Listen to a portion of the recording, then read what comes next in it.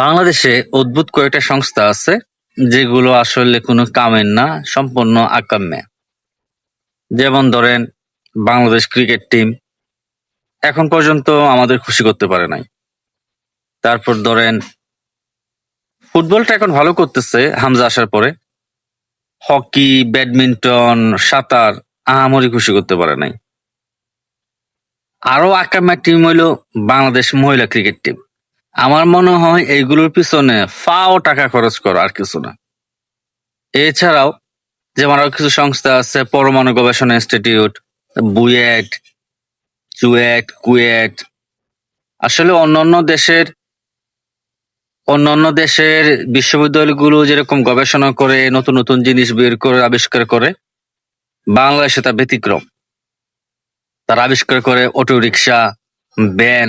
আসলে এগুলো তো একটা মিস্ত্রির কাজ, ইউনিভার্সিটির কাজ না।